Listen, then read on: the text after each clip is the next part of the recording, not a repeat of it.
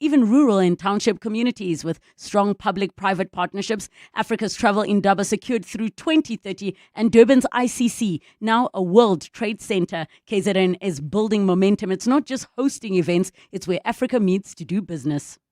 Summer is about rewarding yourself with oceanic views, sizzling braais, and so much more. Earn your share of 120 million rand in real cashback, depending on your rewards tier, when you pay with your Absa Visa card. Plus, enter the Absa Swiper competition and stand a chance to win one of 10 cars. This summer could be the best you've had in years. Your story matters. Absa, T's and C's apply. Absa is an authorized FSP and a registered credit provider. Turning 18 means we're always doing the most. From amalgamating water into our vocab to it winning a Grammy to introducing an entry SUV with push to start and making our competitors sweat. We've been there, driving dreams, giving Mzansi more luxury and innovation. Celebrate 18 years of more with the Haval Jolion Pro from only 4,999 per month. Visit gwm.co.za for T's and C's and to book a test drive. GWM, go with more. Brought to you by GWM Finance, a division of Westbank and authorized financial services and registered credit provider. The Johannesburg Philharmonic Orchestra celebrates its 25th anniversary with its Spring Symphony season, opening with the annual joint performance by the Johannesburg and KZN Philharmonic Orchestras. The season runs from 30 October until 20 November, every Thursday at 7:30 p.m. at the Linda Auditorium. Tickets available on Quicket. To walk the talk is to turn words into meaningful actions. And it's what we at 702 are committed to doing every day. We are also committed to following the rules set out by the Broadcasting Complaints Commission's Code of Conduct to give you balanced programming, fair comments, and accurate news. But if we stumble along the way and you feel we are not living up to the code, let us know on comment@702.co.za. And if after that you're still not happy, you can direct your complaint in writing to the Broadcasting Complaints Commission. Email bccsa@nabsa.co.za. For more, visit bccsa.co.za. Apologies for the delay. It's 3 minutes after 3. This is EWN. The presidency commits to responding to baby savers' demands in 7 to 14 days and an anxious wait to find out if South Africa will exit the grey list.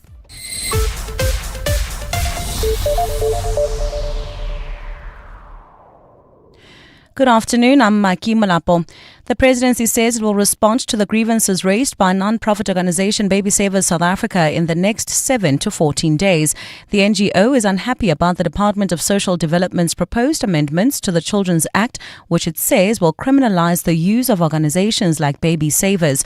Activists gathered at the Union Buildings in Tshwane today in protest against these proposed changes. The Office of the Presidency received the memorandum, saying an acknowledgement letter will be handed over to the organisation within 2 weeks.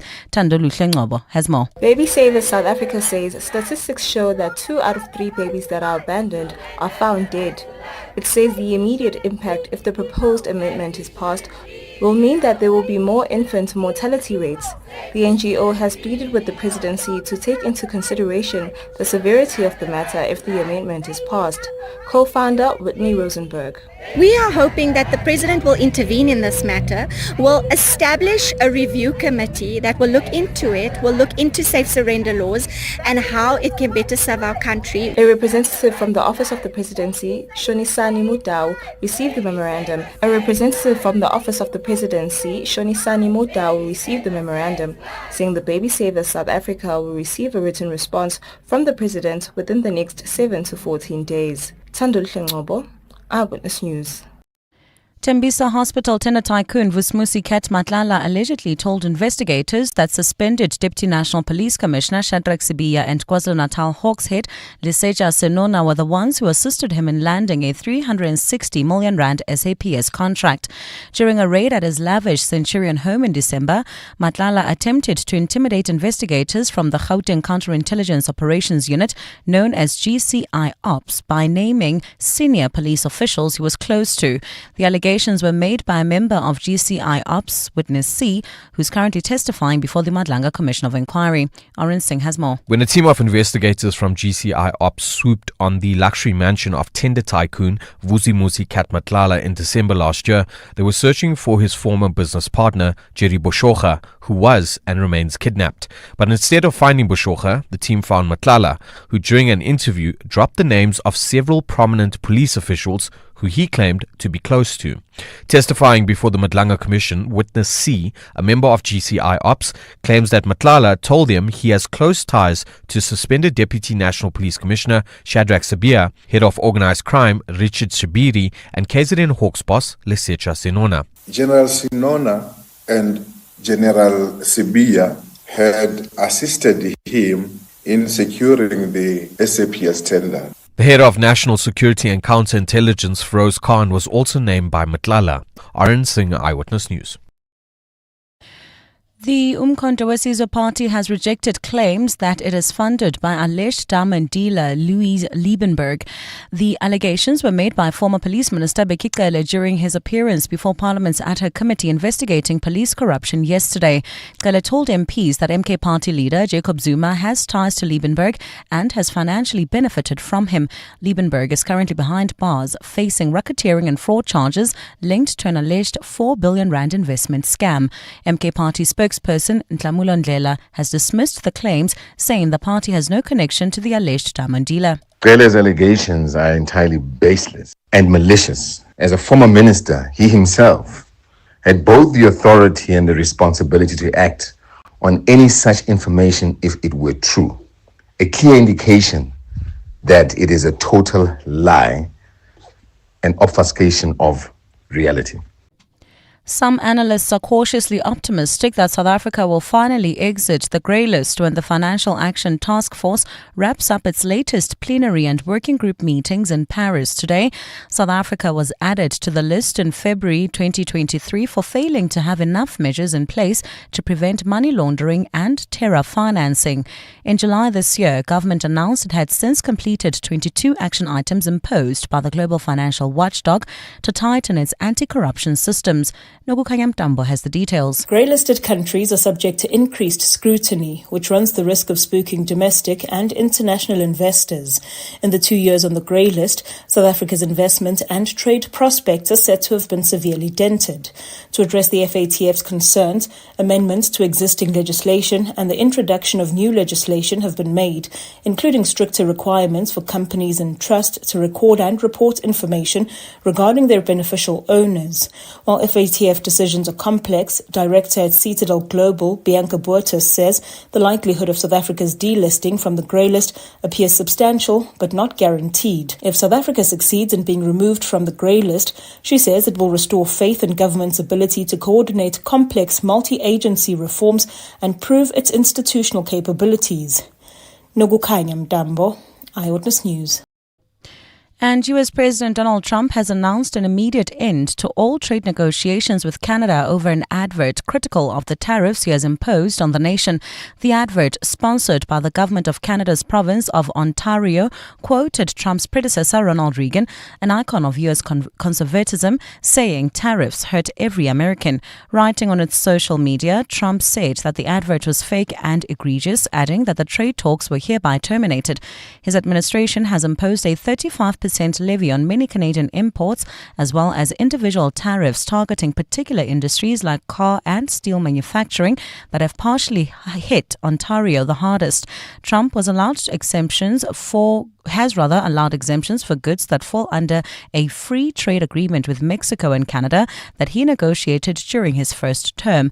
Prime Minister Mark Carney's attempts to strike a deal that would ease the U.S. tariffs have been complicated by Ontario Premier Doug Ford, who is one of the most vocal critics of the taxes levied on U.S. firms buying Canadian products.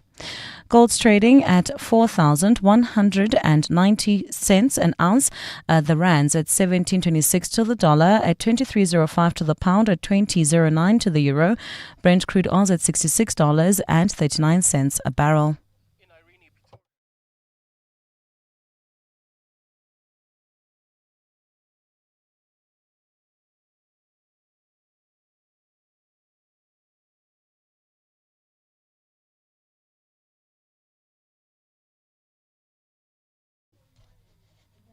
In your sport, Proteas women eye Australian scalp in their World Cup showdown. Miguel Cardoso calls for humility as Mamelodi Sundowns clash with Remo Stars in the Champions League. And the Bulls to appeal Jan-Hendrik Wessel's ban. A look at your weather. Clear skies in Gauteng this afternoon. Temperatures are peaking at highs between 30 and 31 degrees. The top story in Eyewitness News this hour. The presidency says it will respond to the grievances raised by non-profit organisation Baby Savers South Africa in the next 7 to 14 days.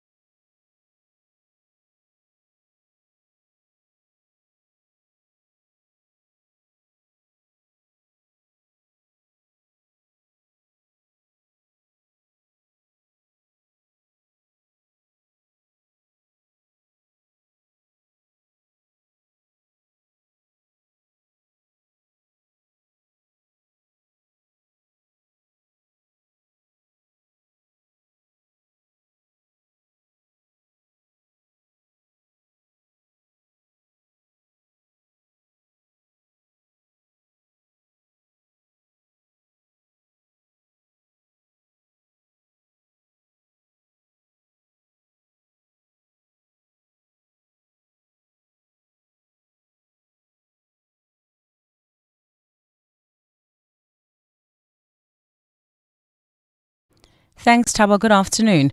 Members of the Parliament Ad Hoc Committee probing police corruption have again raised their objections to DAMP Diane Kola Bernard's participation in its proceedings over a perceived conflict. Kola Bernard had not participated in the committee's proceedings with witnesses after KwaZulu-Natal Provincial Commissioner Nhlanhla Mkhwanazi accused her of mishandling classified information. But the DA said it received a legal opinion which stated that she was not conflicted despite Mkhwanazi's claims. ANC Chief Whip Mdumiseni Ntuli called for legal advice in the event that she gets called up as a witness. Even with that concern that we are raising, you proceed and allow Honorable Bernard to participate and advise us tomorrow through the legal division of Parliament what are the implications of that when we later decide that she must be a witness. EFF leader Julius Malema says only a legal opinion will assist the committee. We have no right to remove any member until that kind of opinion comes and advises differently. Meanwhile, the KwaZulu-Natal government says it would recommend a second term for Provincial Police Commissioner Nhlanhla Mkhwanazi. Mkhwanazi's current term as the province's top cop is set to end in March next year. The provincial government says it's satisfied with Mkhwanazi's work so far. Nhlanhla Mabaso has more. KZN Police Chief Nhlanhla Mkhwanazi recently told Parliament's ad hoc committee that his contract will lapse in March next year. Mkhwanazi testified as a key witness in the committee looking into allegations of political interference into the law enforcement agencies. These were allegations that the former Special Task Force commander made public himself. He told the committee that for now, there are no talks to renew his contract. And when asked about Mkhwanazi's role and leadership in the police, KZN Premier Thamsanqa Ntuli had this to say. On the fight that the police, in fact, they are waging against the criminals, one cannot recommend leadership that is showing understanding of the problems that are facing the province of KwaZulu-Natal. Ntuli says he would like to see Mkhwanazi occupying his post for a second term. I've always maintained that in no way that one cannot recommend a police like Lieutenant General Asham Mkhwanazi to continue with the work that is actually doing. The Premier says the fight against criminals has never been as intense as it has been in Mkhwanazi's term. Nhlanhla Mabaso, Eyewitness News, Durban. The city of Johannesburg remains without a city manager after the municipal council withdrew a report recommending Floyd Brink's appointment to the role. Council was expected to debate the proposal for Brink's reappointment, but the matter was removed from the agenda. Brink has been ousted from the position twice before after the courts ruled that his 2023 and 2024 appointments were irregular. A selection panel that recently interviewed 10 candidates for the post had once again recommended Brink for the position. Alpha Ramushana has more. Eyewitness News understands that the ANC is divided over whether Floyd Brink should be reappointed as Johannesburg city manager following his previous removal from the position twice by the courts. The party's national leadership had to step in to address internal disagreements about whether to support Brink's reappointment. It's understood some factions within the ANC are pushing for former Johannesburg Property Company CEO Helen Botha to take up the role instead. The council is expected to meet next week to discuss the appointment of a new city manager. In the meantime, the ANC will have to resolve its internal disputes over who should fill the post. Alpha Ramshwana, Eyewitness News. And the spat among members of a panel appointed to consider election reform in the country has been laid bare in Parliament. MPs today disapproved of being presented with 2 reports by the Electoral Reform Consultation Panel after 15 months of traversing the country to canvass public views about amending the country's electoral system. While chairperson of the panel, Richard Sizani, accused the majority camp of ignoring some public input, the other camp said Sizani's group appeared to promote favoured options. Lindsay Dentlinger has more. Last month, Home Affairs Minister Leon Schreiber presented what has been termed an original report and another labelled the majority report to Parliament. Today, he told the committee it was not for him to play referee to the infighting. 2 reports are permissible by law, and the process has to remain as independent as possible. Panel chairperson Richard Sizani said the rifts appeared 2 weeks before a final report was due. I was really disappointed because I thought we could be magnanimous enough to accommodate each other and each other's views because we had a number of choices. Representing the majority group, former IEC chairperson Pansy Tlakula said drafts of the report did not meet deadlines and did not include all views. The impression was that a minority of the panel members sought to promote specific options. The committee has resolved to take advice from the Speaker and Parliament's legal services as to whether to accept two reports for consideration. Lindsay Dentlinger, Eyewitness News, Parliament. A look at your weather. Clear sunny skies in Gauteng this afternoon. Temperatures are peaking at highs between 30 and 31 degrees.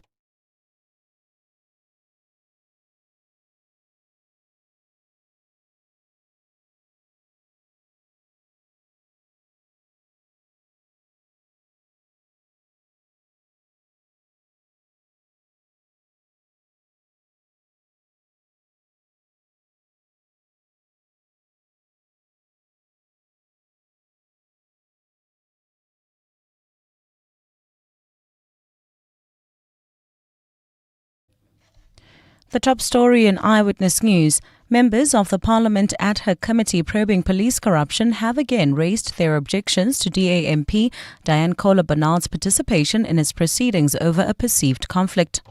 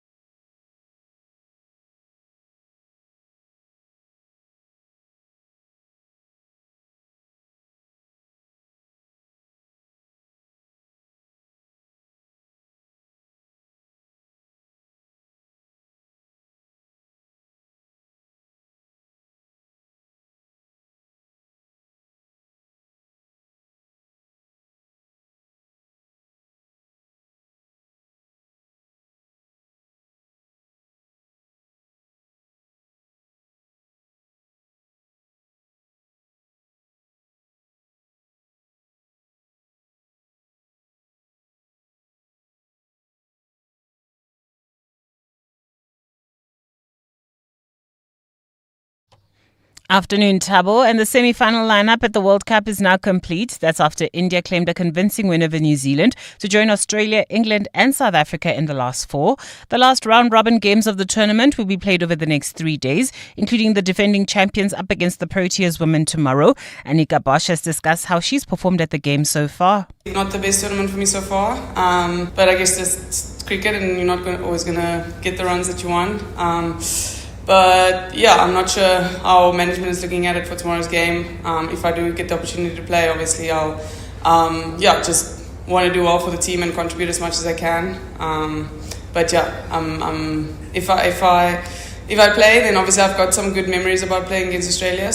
In domestic football, 2 Carling knockout quarterfinals are scheduled this weekend, and they'll see Richards Bay up against Durban City, while Golden Arrows host TS Galaxy. Gavin Hunt is hoping to become the first coach to lead a KwaZulu-Natal club to win this trophy. I wouldn't be talking about lifting a trophy yet, but it's important for certainly some Durban teams to maybe get in the semi-final. Well, there's certainly going to be one team from Saturday going to get in the semi-final, and then obviously we'll take it from there. But as I said, it'll be a big battle, and we've got to take our chances and defend well when we have to. And that's pretty much the basis of the game. 4 teams will participate in second leg, second round preliminary ties in CAF competitions this weekend. Kaizer Chiefs and Stellenbosch are both goalless in their Confed Cup clashes. In the Champions League, Orlando Pirates have a mountain to climb as they 3-0 down to St. Eloi Lupopo. Mamelodi Sundowns, meanwhile, take a 5-1 lead into their encounter against Remo Stars. And Miguel Cardoso has warned against complacency. Even when you achieve things, it seems that is not enough. Last year, we had the sensation when we didn't win the Champions League final. We had the sensation that it was like the end of the world because we were so considered unsuccessful in a moment where exactly we should have been at least taken in consideration that we went on a final and we played the final. It seems like we were even more penalized by losing the final rather than if we had been taken out in the semi-final with Ahli. And the Bulls will appeal the 9-week suspension handed to utility forward Jan-Hendrik Wessels by a United Rugby Championship disciplinary hearing on Wednesday. Wessels was found guilty of grabbing, twisting or squeezing the genitals of another player. That's after he was cited following their round 4 clash against Connacht last Friday. Tolagele Mganga, Eyewitness News Sport.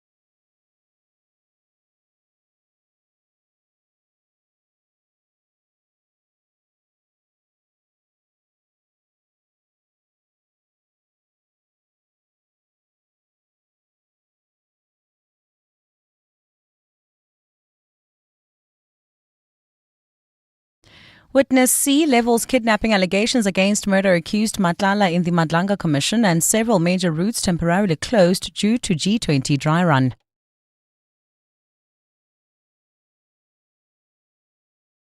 Good afternoon, I'm Maki Molapo.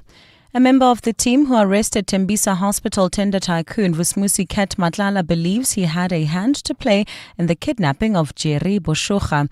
Boshoga, who is a former business partner of Matlala, was kidnapped in November last year and has yet to be found or released by his captors. Testifying before the Madlanga Commission, Witness C, a member of the Gauteng Counterintelligence Operations Unit, explains how they found a white sheet during a raid at Matlala's home in December, which they believed was linked to Boshoga's kidnapping. When one of the videos for the ransom that was sent to the family of Jerry Boshoga, we could say that the sheet resembles the same as that on the video. Witness C says they had seen the sheet before. When one of the videos for the ransom that was sent to the family of Jerry Boshoga, we could say that the sheet resembles the same as that on the video. Some analysts are cautiously optimistic that South Africa will finally exit the grey list when the Financial Action Task Force wraps up its latest plenary working group meetings in Paris today. South Africa was added to the list in February 2023 for failing to have enough measures in place to prevent money laundering and terror financing. In July this year, government announced it had since completed the 22 action items imposed by the global financial watchdog to tighten its anti-corruption systems. Nokukanya Mtambo has the details. Grey-listed countries are subject to increased scrutiny, which runs the risk of spooking domestic and international investors. In the 2 years on the grey list, South Africa's investment and trade prospects are said to have been severely dented. To address the FATF's concerns, amendments to existing legislation and the introduction of new legislation have been made, including stricter requirements for companies and trusts to record and report information regarding their beneficial owners. While FATF decisions are complex, Director at Citadel Global, Bianca Boertes, says the likelihood of South Africa's delisting from the grey list appears substantial but not guaranteed. If South Africa succeeds in being removed from the grey list, she says it will restore faith in government's ability to coordinate complex multi-agency reforms and prove its institutional capabilities. Nogukanya Mdambo, Eyewitness News. Action SA has raised concerns over ongoing delays in appointing a new city manager for Johannesburg. The City Council was expected to vote on a report recommending the reappointment of Floyd Brink to the position. However, the process was stalled after ANC members failed to reach consensus on whether to support Brink's return. Action SA's caucus leader in Johannesburg, Marcel Courtiers, warns that the delay in filling the post could negatively impact service delivery. This position is paramount to the effective running of the city, ensuring administrative stability, accountability and service delivery. Yet instead of urgency and cooperation, the sitting was dominated by over 3 hours of caucus breaks, political theatrics and procedural delays. This marks yet another failure of the governing coalition and governance in the city of Johannesburg. Nominee for United States Ambassador to South Africa, Leo Boswell, has come out strongly against government's relations with Russia, China and Iran, saying if appointed, he would communicate the US's objections to government. By its choice of allies, Boswell says South Africa is making a decision to go into what he termed a very dangerous direction.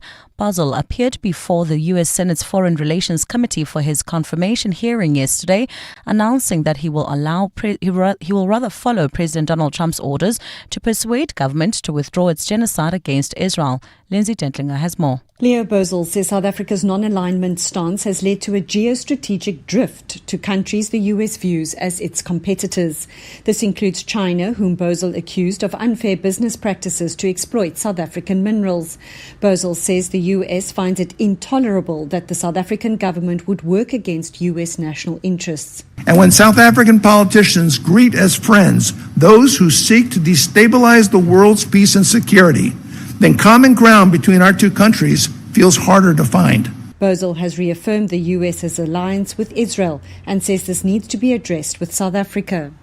Just recently, South Africa engaged in naval exercises with Iran, the archenemy of Israel. That was completely unnecessary to do. Besides the committee's approval, Bozel's nomination also has to pass a vote in the Senate. Lindsay Dentlinger, Eyewitness News. And motorists are urged to exercise patience and caution amid the temporary closure of multiple major routes in Tshwane, Johannesburg and Ekurhuleni for a provincial joint traffic operation. This joint operation serves as preparation for the upcoming G20 summit where world leaders are expected to gather in Nasrec next month. The operations that are targeting high-security road networks started this morning and will continue tomorrow from early in the morning well into the afternoon. Dokoza Khumalo has more. Some routes are expected to be affected by the safety and compliance operations today and tomorrow. Temporary road closures and lane restrictions will be enforced on the multiple routes. These include the N1, N3, N12, Melrose Boulevard, Jan Smuts Avenue, Rivonia Road, Nasrec Road, Golden Highway and many other key routes. Provincial Traffic Police spokesperson Obed Sibasa urges motorists to use alternative routes to travel for the duration of the joint operation. Beyers Nodia instead of R51 to Malibongo Drive or the N1 for west and northwest travel. Within Sandton, Rosebank Park Town, use side streets parallel to Transmars Avenue. Clear signage, traffic officers and real-time updates will be provided to road users. Ndogozo Khumalo, Eyewitness News.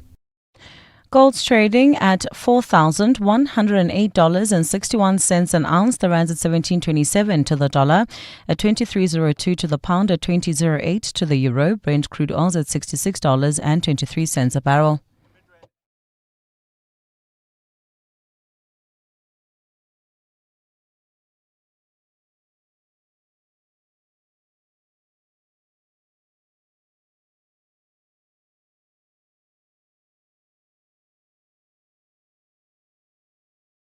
In your sport, Proteas women eye Australian scalp in their World Cup showdown. Miguel Cardoso calls for humility as Mamelodi Sundowns clash with Remo Stars in the Champions League. And the Bulls to appeal Jan-Hendrik Wessel's ban. A look at your weather. A fine Saturday in store for Gauteng. Tomorrow, Joburg will drop to overnight lows of 12 degrees and peak at highs of 30. Pretoria is at 13 and 31. Vereeniging's at 10, also reaching highs of 31 degrees. The top story in Eyewitness News this hour. A member of the team who arrested Tembisa Hospital tender tycoon Vusimuzi Kat Matlala believes he had a hand to play in the kidnapping of Jerry Boshoga.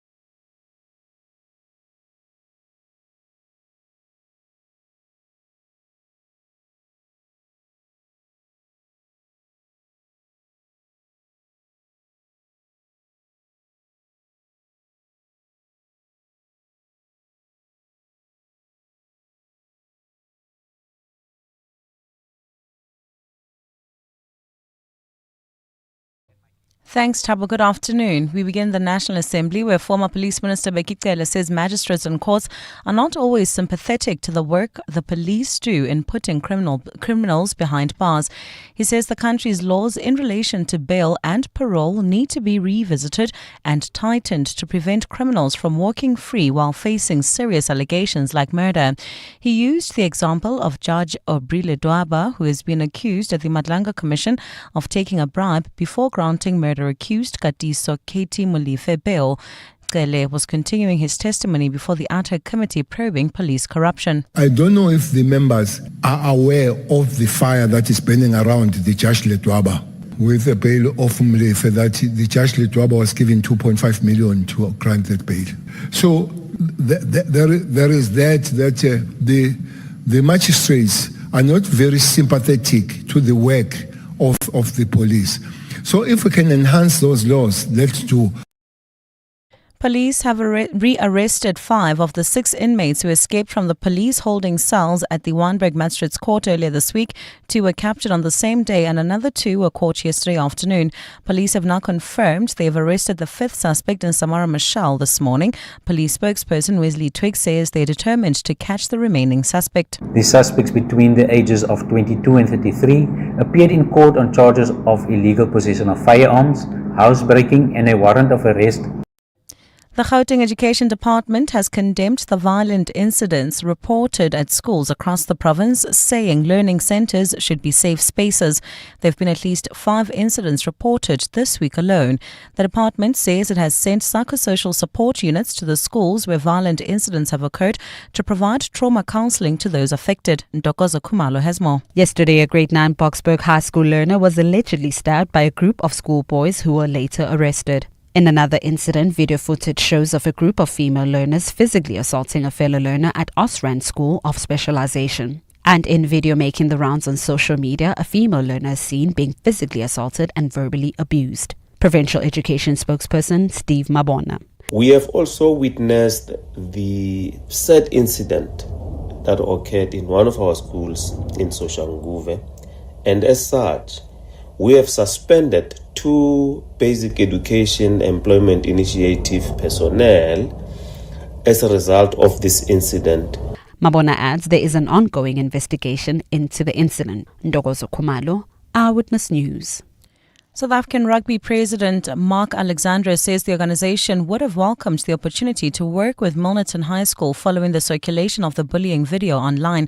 This was in response to reports that one of the perpetrators had previously represented South Africa at high school level. In a statement, Alexandra outlined respect, empathy and humility as important values for the sporting code.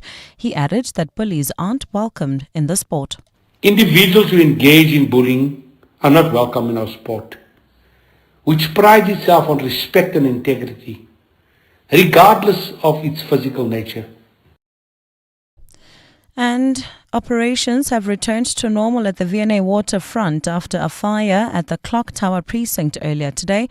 Fire services along with V&A waterfront management have confirmed the blaze started on the roof of the restaurant at 10:30 this morning. Staff members were evacuated and the fire was extinguished before the city's fire and rescue services could arrive at the scene.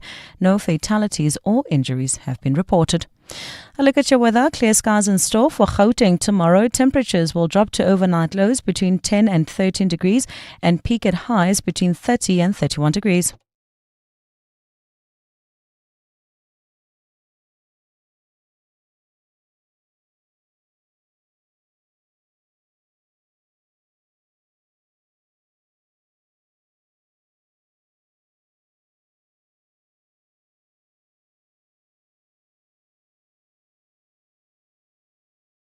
The top story in Eyewitness News. Former Police Minister Bekicela says magistrates and courts are not always sympathetic to the work the police do in putting criminals behind bars.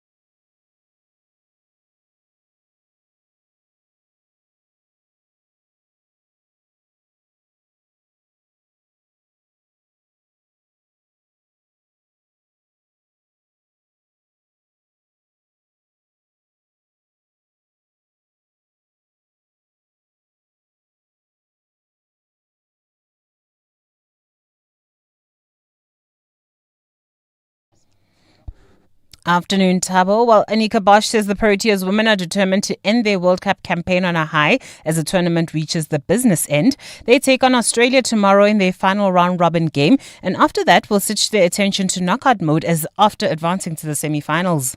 Different players kind of doing well at different stages of the tournament and in different games over the last couple of World Cups. It's just something works for us when we get to tournaments like this, and we're really motivated to finish well and do well. I think now reaching a couple of semi-finals in the past just gives us more confidence, but now obviously we want to take it one step further because in ODI World Cup we haven't done that before. The Sharks are in desperate need of victory in the United Rugby Championship as they take on Zebra on Saturday night. John Plumtree's side go into the game in 14th position with no wins from their 4 games. All I can do is just really assure you that everyone really is working hard as possible. Sometimes when you do that, you still don't get what you want, but it's just really important that we don't chuck our processes out and we all just go to work and ask for more effort, ask for more fight and prepare as well as we can and then look forward to the weekend. The Lions have made 3 changes for their clash against Ulster on Saturday, including naming Gerard Carnes at flank as he replaces the injured JC Pretorius. Kicking consultant Morne Steyn has discussed what he expects from the clash at Ellis Park. Yeah, I don't think we want to focus too much on them. I think the main thing is to, whatever we do, just do it a little bit better than we did the last weekend. It's always room for improvement. So I think our main thing is just focus on ourselves and do everything we do 100%. And then, the game will we'll see what's going to happen. So, yeah, hopefully everything's going well on Saturday. Maruka Korebeti has called time on his Wallabies career after 63 tests and 20 tries for Australia. He was named in the Rugby Championship squad last year but opted out of the season-ending tour of Europe and has been overlooked since. Korebeti played at the 2019 World Cup under Michael Cheika as well as the 2023 tournament in France. That's where Eddie Jones's side crashed out of the pool phase. And Elena Rabakina has clinched the 8th and last spot for next month's WTA finals. That's after she beat Victoria Mboko 6-3 and 7-6 to reach the Pan-Pacific semi-finals. The 2022 Wimbledon champion was locked in a straight battle for the last spot with Mira Andreeva. She now joins the likes of Anya Sabalenka, Iga Swiatek, Coco Gauff and Jasmine Paolini at the November 1-8 season-ending tournament. Tolagile Mganga, Eyewitness News Sport.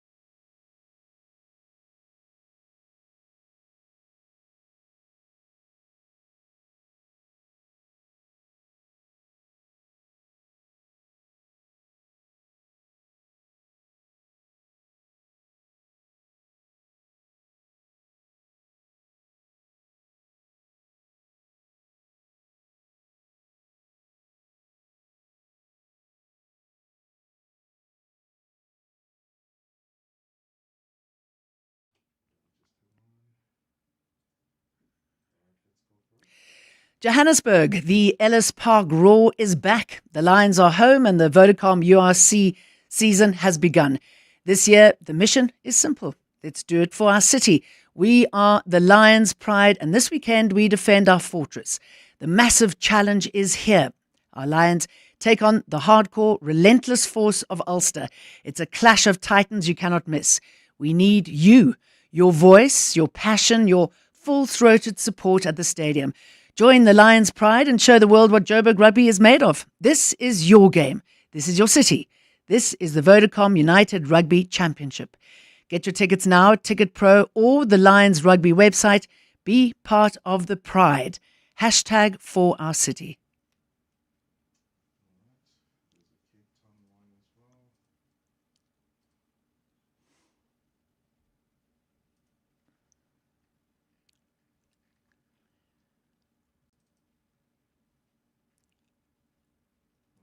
Is that Khosana? Philip Khosana? Yes. Okay, all right. Speed Classic Cape Town, the mother city's first hill climb event in 6 decades, takes place on Philip Khosana Drive this Saturday and Sunday. The event will transform part of the road into a 1.8-kilometre motorsport track. To prepare for the event, Philip Khosana Drive will be closed to traffic from now until Sunday, with overnight lane closures already in place from 7 p.m. to 5 a.m. this week. The inbound lane will reopen to traffic at 5 a.m. on Monday, 27th October. The city apologises for the inconvenience and thanks residents and motorists for their understanding. This message was brought to you by the City of Cape Town. Thank you.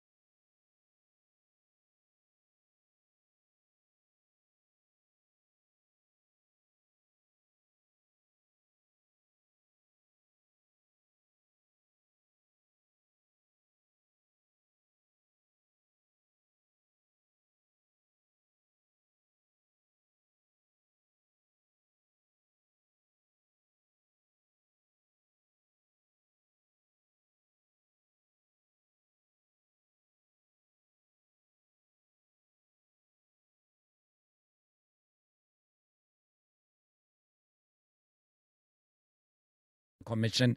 Is it still lingering on? And what was the highlights for today, Oren? Well, I think it was an interesting one that was put forward yesterday by the judiciary, Aubrey, in that Aubrey, the Justice President, had responded to the allegations that were made by both Witness A and Witness B, who testified before the Commission this week. But today we saw Witness C, a member of the Political Killings Task Team, who has recently taken up the mantle of being a member of the Counterintelligence Operations Unit. And he was working alongside members in Gauteng. He was deployed to assist them to work on the investigation, a murder investigation, that of Vereniging Engineer Armand Swart, which kind of related to other sort of investigations, parallel investigations, that of Vusimusi Katmatlala and Katiso Katie Molefe.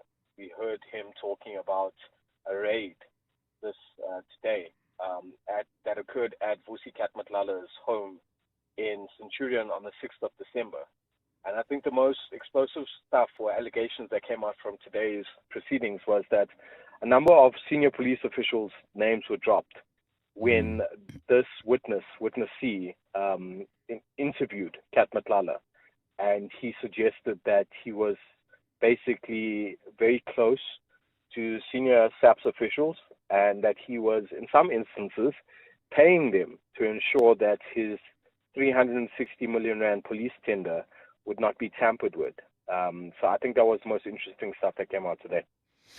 And I mean, working on that, it would mean that, Oren, that those people who are named, is there a possibility of them being requested to come through to the commission?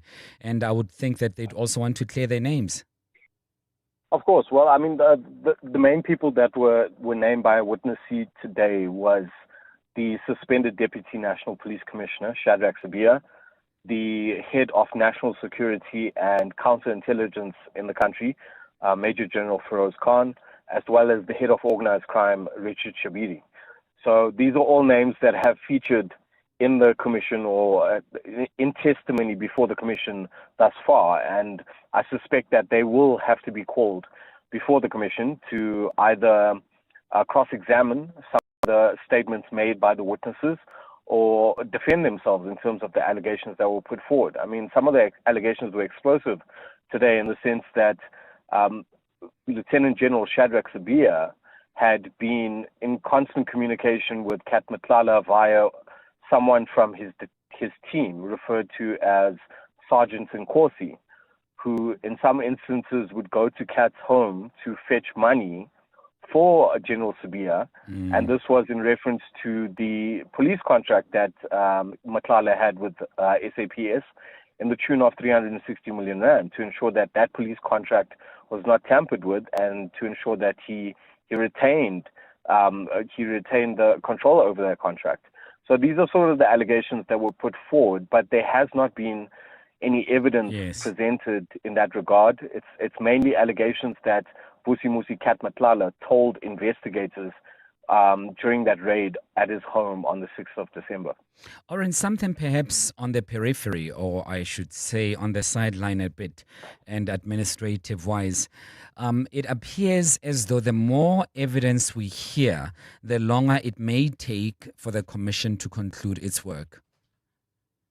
Definitely, Thabo, and I think this was something that was obviously known by the commissioner himself, the chairperson of the commission, as well as his co-chairs, that as much of the allegations that come out in the commission, they have to afford those who are alleged to have committed certain offences or colluded and to some extent to defend themselves. And we know that we're currently in phase one. The commission is broken up into 3 phases.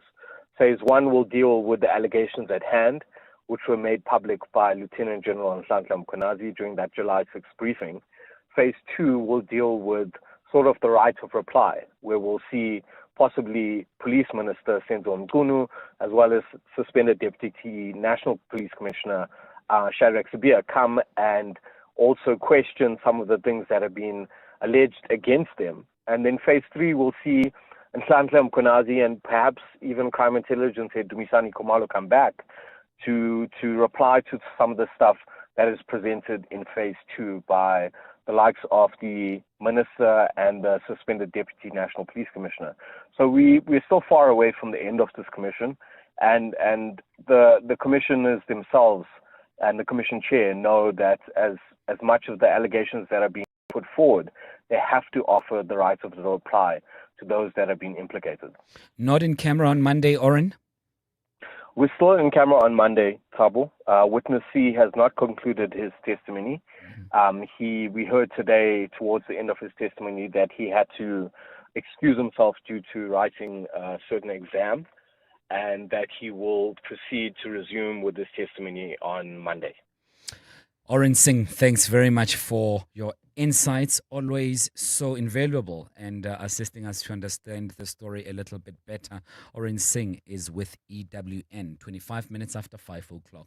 The Midday Report. Weekdays, 12 to 1.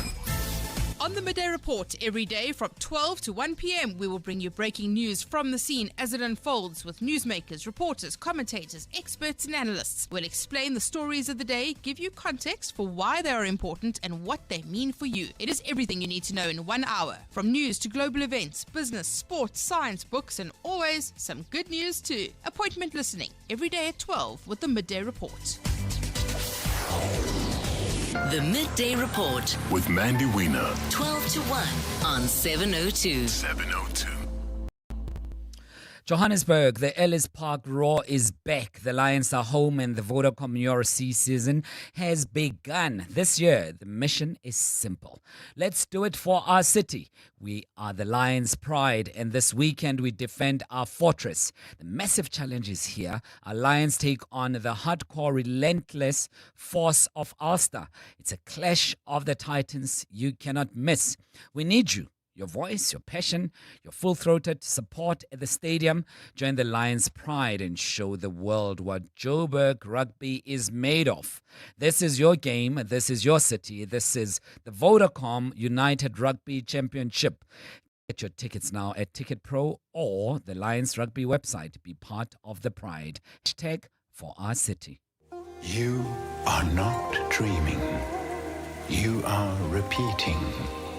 Insurance, pineapple. Insurance, pineapple. Insurance, pineapple. Insurance, pineapple. Pineapple FSP 48650 is underwritten by Omart Insure Limited, a licensed non-life insurer and authorized FSP. Medical care, like music, needs continuity, a steady rhythm and pattern. Patients attended to on time, medication taken as prescribed. Cut the rhythm, and it falls apart. Right now, global funding cuts are restricting access to healthcare. With your support, Doctors Without Borders can continue to provide medical care to communities worldwide. Because medicine, like music, only works when uninterrupted. Doctors Without Borders, we go there. EWN Business. Yeah, business. You heard about grey listing, and I'm hoping she may touch on it, but we don't know. She will let us know about it. Standing in for Stephen Grotes. Jane, what's the latest? Good news. Yeah. South Africa has been officially removed from the Financial Action Task Force grey list. It's a major boost for investor confidence, I know, and the country's global reputation. The FATF said South Africa, along with Burkina Faso, Mozambique and Nigeria, had made strong progress in improving systems to combat money laundering and terrorist financing. Being grey listed in 2023 meant tougher scrutiny and higher costs for local banks and businesses. Its removal signals that the country's financial controls now meet international standards. We'll have full details of this decision on the Money Show after 6 o'clock. We've got an exclusive interview with the National Treasury official, Ismail Momaniat. He's been working hard at this and will update us on the announcement. The markets, they remain mixed most of the day. At the moment, the JSE All-Share Index clawed back some ground, although still in the red by 0.25%. The top 40 index closed by 0.5% in the red. Asian markets closed mostly higher today as optimism over US-China trade talks and strong corporate earnings lifted investor sentiment. Japan's Nikkei 225 jumped 1.35%. China's Shanghai Composite rose 0.7%. And South Korea's Kospi hit a record high. In the US, Stocks hit fresh highs this afternoon after cooler than expected inflation data boosted optimism that the Federal Reserve can continue with rate cuts, supporting the economy and lifting equity valuations. The Dow Jones Industrial Average rose 408 points, while the S&P 500 gained 0.8%. The Nasdaq Composite climbed 1%.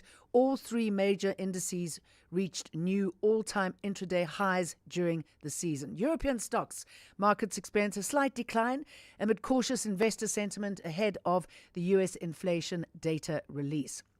The rand strengthened on the news the country's being off the grey list. The local currency is currently trading at 17.23 to the dollar, 22.93 to the pound, 20.04 to the euro. Gold is trading at $4,121.65 an ounce. Platinum is at $1,608.70 an ounce. Brent crude oil is at $66.51 a barrel. We want the rand at 15 rands 25 cents. Am I too ambitious? About parity. Well, all that and more. Make sure that you catch Jane Dutton between 6 and 8 as she stands in for Stephen Grootes on The Money Show. Exactly 5:05. Mikey Molapo is standing by to give us the very latest on Eyewitness News headlines. Good afternoon again, Mikey. Thanks, Tabo. Good afternoon. We begin with the latest coming from France, where South Africa has been removed from the notorious grey list after more than 2 years of intense scrutiny by the Financial Action Task Force. The global financial crime watchdog placed South Africa on the list in February 2023 for not complying with international standards around the prevention of money laundering and terrorist financing. The unwanted tag has taken the country more than 2 years and 22 action items to shed. The FATF made the latest decision on the last day of its plenary and working group meetings in Paris today. Burkina Faso, Mozambique and Nigeria have also been delisted from the grey list, leaving 20 other jurisdictions on the grey list. FATF President Elisa Dianda Madrazo. And I encourage South Africa to keep up the good work, to sustain these reforms, and that you continue to see the positive results that we are already seeing on the ground. So congratulations to South Africa and also to the other jurisdictions in Africa that were delisted, Nigeria, Mozambique, and Burkina Faso. The Umkhonto weSizwe Party has rejected claims that it is funded by alleged diamond dealer Louis Liebenberg. The allegations were made by former Police Minister Bekicele during his appearance before Parliament's ad hoc committee investigating police corruption yesterday. Cele told MPs that MK Party leader Jacob Zuma has ties to Liebenberg and has financially benefited from him. Liebenberg is currently behind bars facing racketeering and fraud charges linked to an alleged 4 billion rand investment scam. MK Party spokesperson Nhlamulo Ndlela has dismissed the claims, saying the party has no connection to the alleged diamond dealer. Cele's allegations are entirely baseless and malicious. As a former minister, he himself had both the authority and the responsibility to act on any such information if it were true. A clear indication that it is a total lie and obfuscation of reality. Action SA has raised concerns over ongoing delays in appointing a new city manager for Johannesburg. The City Council was expected to vote on a report recommending the reappointment of Floyd Brink to the position. However, the process was stalled after ANC members failed to reach consensus on whether to support Brink's return. Action SA's caucus leader in Johannesburg, Marcel Cortez, warns that the delay in filling the post could negatively impact service delivery. This position is paramount to the effective running of the city, ensuring administrative stability, accountability and service delivery. Yet instead of urgency and cooperation, the sitting was dominated by over 3 hours of caucus breaks, political theatrics and procedural delays. This marks yet another failure of the governing coalition and governance in the city of Johannesburg.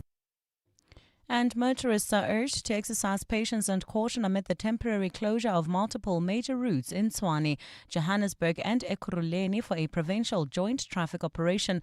This joint operation serves as preparation for the upcoming G20 summit, where world leaders are expected to gather in Nasrec next month.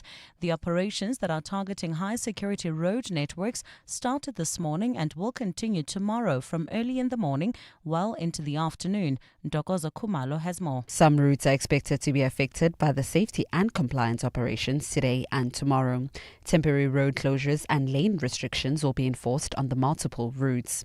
These include the N1, N3, N12, Melrose Boulevard, Jan Smuts Avenue, Rivonia Road, Nasrec Road, Golden Highway and many other key routes. Provincial Traffic Police spokesperson Obed Sibasa urges motorists to use alternative routes to travel for the duration of the joint operation. Beyers no gear instead of R51 to Malibongo Drive or the N1 for west and northwest travel. Within Sandton, Rosebank, Parktown, use side streets parallel to Transmart Avenue. Clear signage, traffic officers and real-time updates will be provided to road users. Ndogozo Kumalo, Eyewitness News. I look at your weather. Clear sunny skies in store for Gauteng tomorrow. Temperatures will drop to overnight lows between 10 and 13 degrees and peak at highs between 30 and 31 degrees. Midrand accident seen N1 South before Allendale, causing about a 30-minute delay all the way from Samrand, while in Calvin Alexandra area roadworks causing heavy delays. N3 southbound between the Between's Change and London Road, and in Kempton Park, traffic heavily backed up on Modderfontein Road. This is between Pretoria Road and Mooirivier Drive. The top story in Eyewitness News. South Africa has been removed from the notorious grey list after more than 2 years of intense scrutiny by the Financial Action Task Force.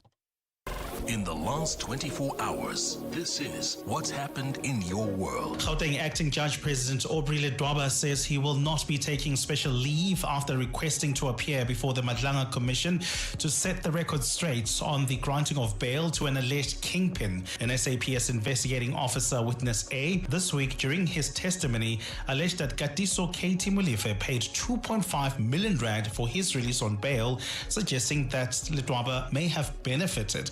Molefe was released in June after he appealed a decision by the Vereniging Magistrates Court in relation to the murder of engineer Armand Swart. EWN, in touch, in tune, and independent. Get ready, South Africa. Mzansi Ballet proudly presents Sean Bovum's Private Presley. The ballet, a spectacular reimagining of the life and legend of Elvis Presley. From his military days to his greatest loves, experience the king of rock and roll's story told through breathtaking dance. Starring international ballet sensation George Wade from Mexico as Elvis and South Africa's own prima ballerina Angela Rivi as Priscilla. Beautiful singers Logan James and Patience Mahema bring some of his unforgettable songs to life. Don't miss this unforgettable tribute on stage at Peter Tureen Theatre, Monte Cassino, 24 October to 30 November. Book now at Web Tickets. Rent up, food up, electricity up, everything up, up, up. Except demos at Motor Select. This Friday and Saturday only, we're bringing prices down on demo models from leading brands. Trade your car in and get up to 100,000 Rand trade-in assist in our Demo Deal Dash. 2 days only. Visit SA's largest dealer network at motorselect.co.za to shop our demo range. We're gonna make insurance great again. We're gonna build a wall around high premiums. A big wall. The best wall. And guess what? You're not paying for it. We're gonna grab poor service by the policy. It's gonna be tremendous. Believe me. This message has absolutely nothing to do with the US government. It's paid for by the King of Insurance, who's making insurance great again. Get a quote now. It'll be the best decision, people are saying, ever. King Price is a licensed FSP. No fake news, just like her insurance. EWN Sport. With Tolagele Mganga. Good afternoon again, Tolagele. Afternoon, Tabo. And the Proteas women will conclude their World Cup round-robin campaign with the clash against Australia tomorrow. Both teams are through to the semi-finals, and Anika Bosch says they want to use the encounter against the defending champions to send out a warning to the remaining nations. I want to approach every game in the same way and not play the country or the players or like disregard or any team or look too high into any team. We just looking forward to the opportunity to play against Australia, and obviously we want to do well and hopefully finish top of the table. But yeah, they're a world-class team and obviously really difficult to beat. and defending champions, and they've been playing really good cricket over the whole tournament.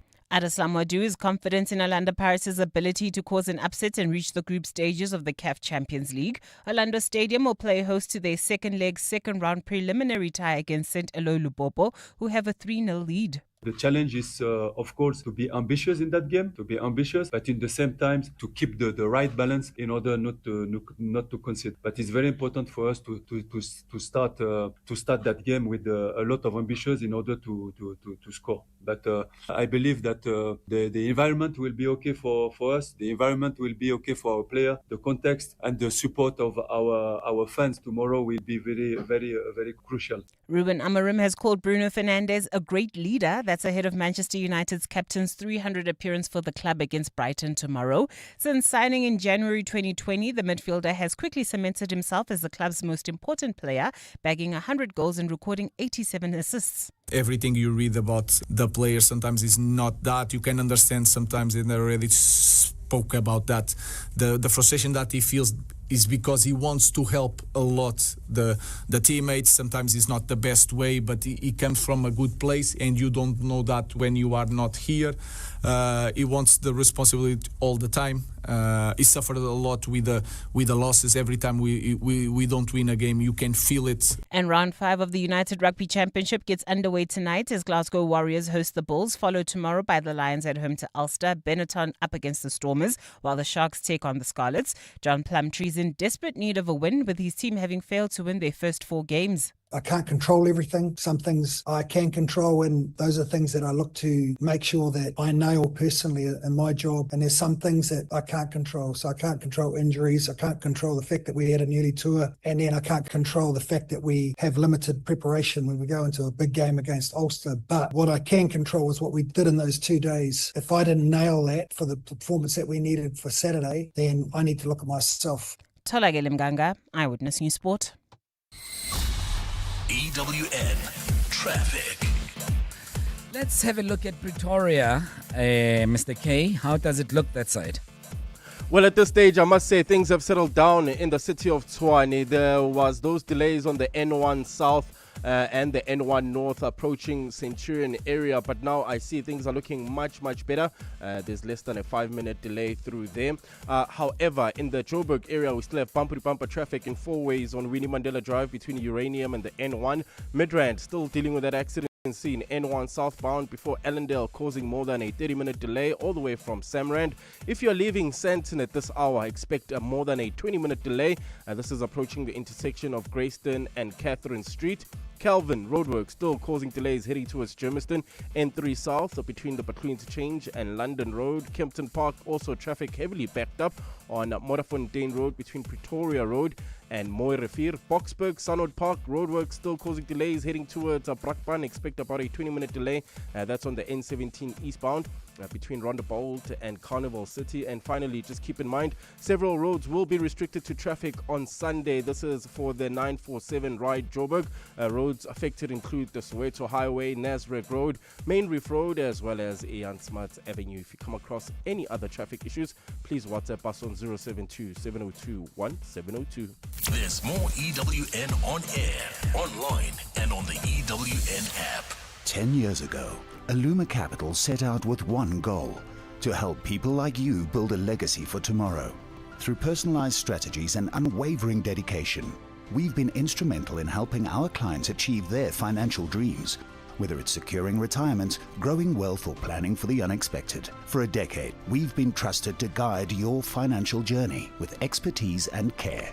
Visit illuma.co.za today. Illuma Capital is a licensed FSP. T's and C's apply. In a world where safety matters, you deserve protection you can trust. CIRA regulates South Africa's private security industry, ensuring only trained and qualified providers serve the public. From bodyguards and assets in transit to electronic security, investigations, event safety, locksmiths, and guarding.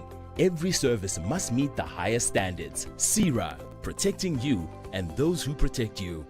Tap into the power of good sleep. Visit Dial-A-Bed today and save up to 30% on our best-selling brands. Our Sealy Celebration Plush Comfort Queen Set is now $9,499, and our 40 Winks Active Zone Extra Firm Queen Set is now only $11,999. Save $6,000. Plus, get next-day delivery on our bestsellers. Dial-A-Bed. Sleep for life.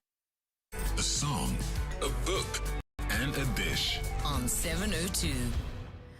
And John has this feature every single Friday. I find it very, very fascinating because it gives us an insight into some of the iconic and interesting people on the public spaces.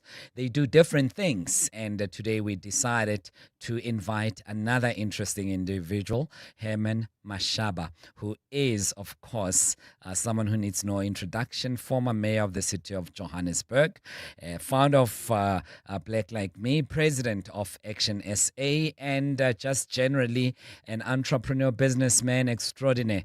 Mr. Mashaba, thanks for your time. Welcome to 702. Good afternoon. Good afternoon, Tabo, and good afternoon to 702 listeners. Always a pleasure to be on your platform. Thank you so much. Less fights today because we're talking about a song, a book, and a dish. And so we're getting to know you just a little bit better, especially on those three things that I had spoken about. Mr. Machab, a number of people don't know that actually Herman was not your name at birth. And I always find that story fascinating that you had to change it. I'm mentioning it boldly because you've written about it. So I don't need to necessarily ask your permission to reveal a secret that is just out there. But why didn't you like that wonderful name of Hyman as your grandfather had given you? No, I think it was just too heavy on me as I was growing up. I actually, as growing up, when I became a teenager, I really felt that my father's expectation of me were too high because my success was not negotiable. And when he was home, he used to work for the Harangua municipality as a security guard, as Machingiland, So only used to come home end of the month, and December, they will obviously spend the whole month at home. And every time as he enters our village, the only person who he cared about in life was me, and he called me Herman. Herman is not actually, and Hyman was not even the name by my parents. My parents called me Samtseu Philip. And my grandfather insisted, no, this is not Philip, it's not Samtseu, he's Hyman. Yes. And he went around the whole village telling everyone about it. But when I think I was 14, 15, you remember Kaizer Motaung started Kaizer Chiefs. Yes. And there was this great player from Southwest Africa then called Herman Pele Blaski. Yes. And I was obviously a football player. Then I decided, you know what, I'm called Herman. Everyone called me Pele. I used to be called Pele during Really? playing golf. Football, but obviously not as a professional. Yeah. But obviously we lived for football. Yes.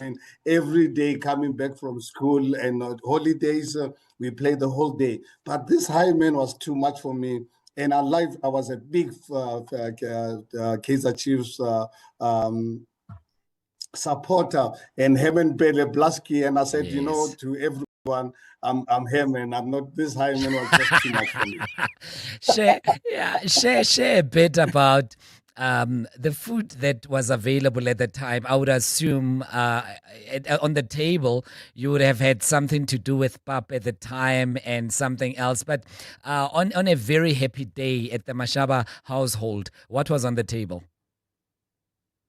Look, Tabo, growing up in our village, honestly, we literally had the pap and morojo, literally 7 days a week. You'll be lucky from time to time, there'll be chicken or meat and so on.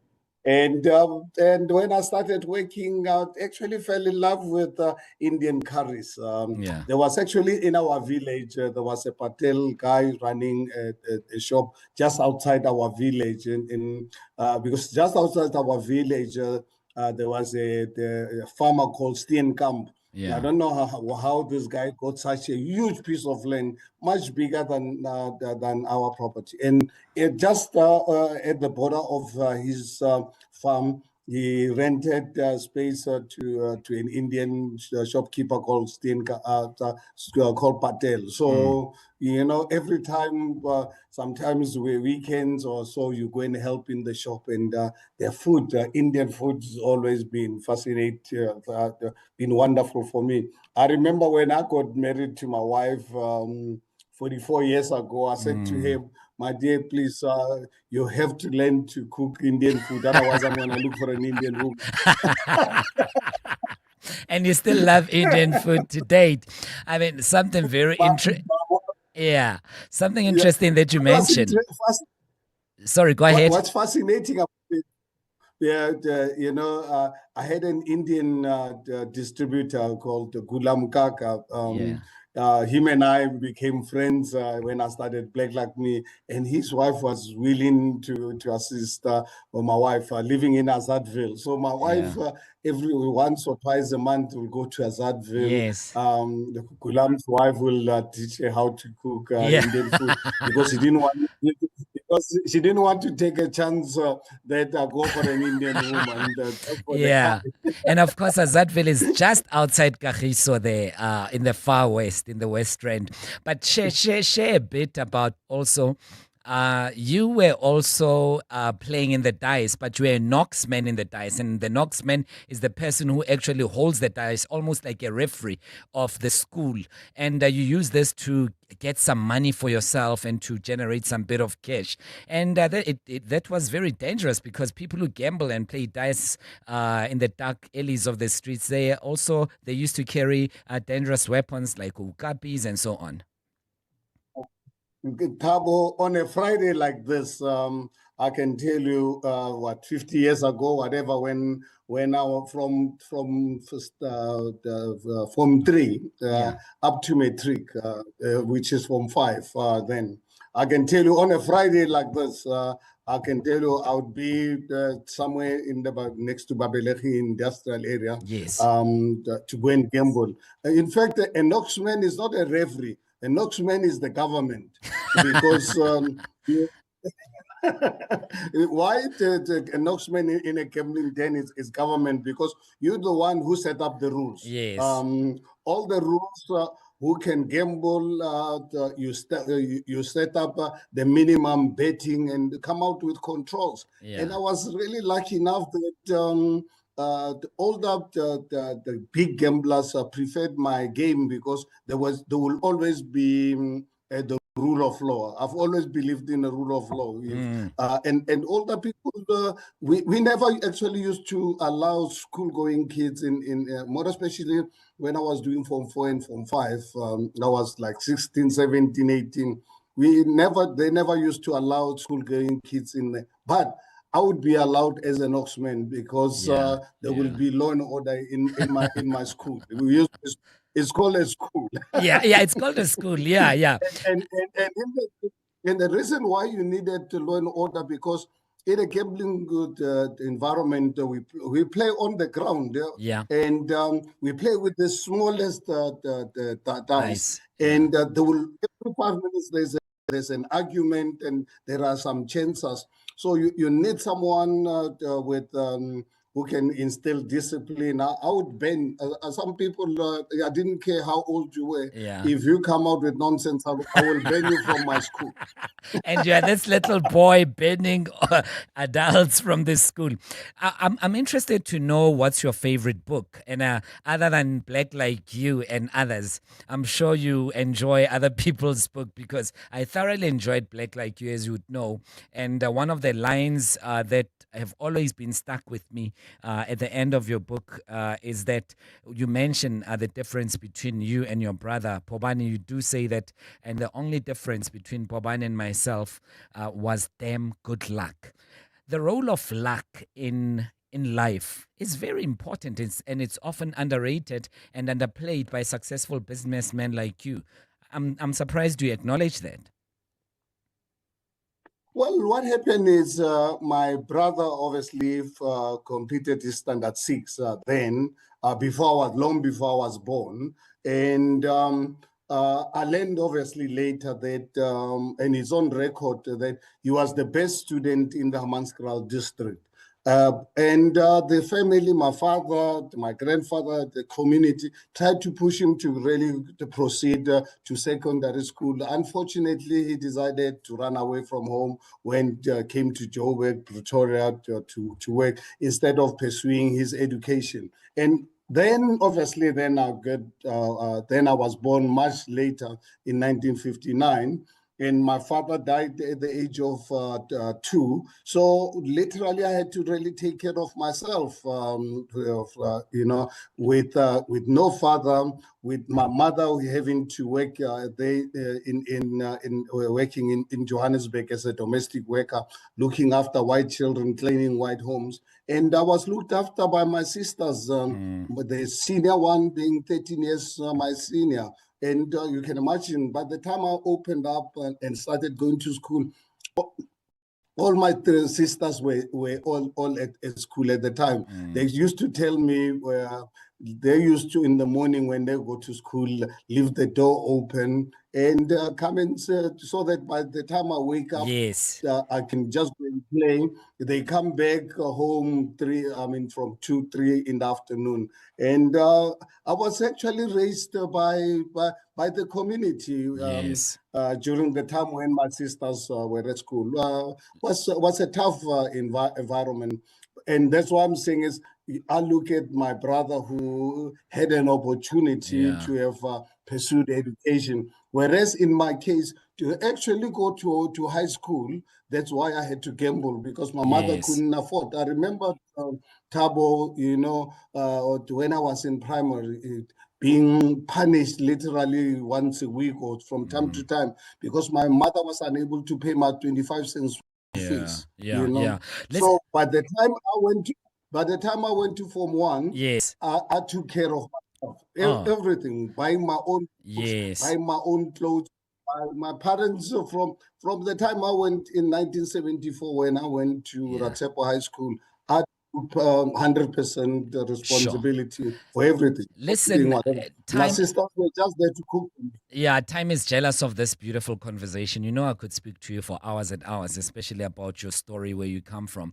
We're almost at the end of this, so please, what's your favorite song in just a few seconds, and tell me why, and then we'll play your song before we say goodbye.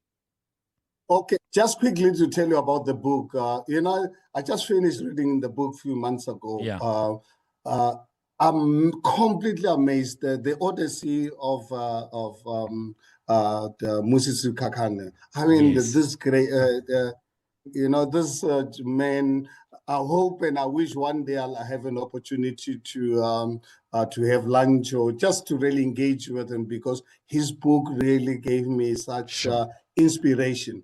And in terms of the music, I decided I choose because I like jazz. Jazz is in my blood, and decided you play us or the listeners Champion Jack Dupree. I'm happy to be free. and you know what? Why?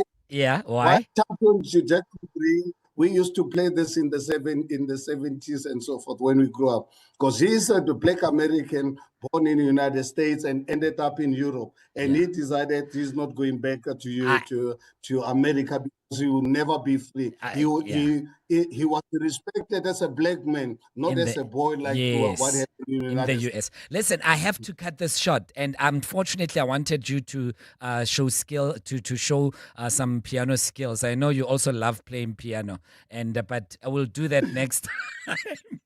I love your piano playing. Another gift that you have is playing the piano. No, I'm not a good.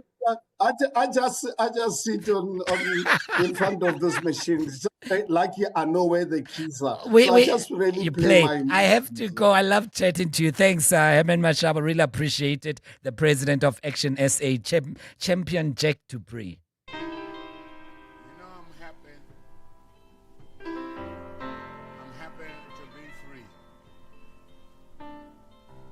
Happy to be away from everything that don't stand for nothing.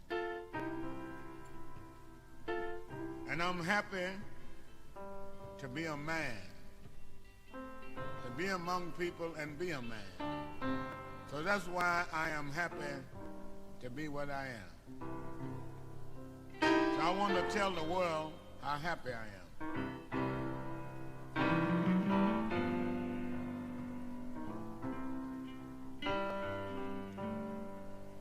I'm happy to be free, and I'm happy to be me. I am glad. Music chosen by Herman Mashaba, champion Jack Dupree. I'm happy to be free. I loved spending time with you for the past few days, thanks to the fantastic team that we're working with, and mostly thanks to you. Jane Dutton is on between 6 and 8 on The Money Show for Stephen Grootes. Have a lovely one. To be a black man is all the same. I'm not afraid. I have no fear to be what I am.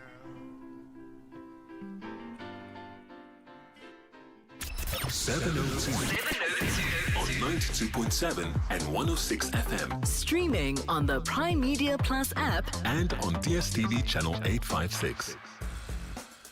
The Money Show with Stephen Grootes is brought to you by ABSA CIB, proud sponsor of the ABSA Africa Financial Markets Index 2025. Coming up just after 6 o'clock, good news. South Africa's off the grey list after 2 years of scrutiny and reputational damage. We're going to discuss what this means for the country. Eskom, the utility, has quietly dropped its cost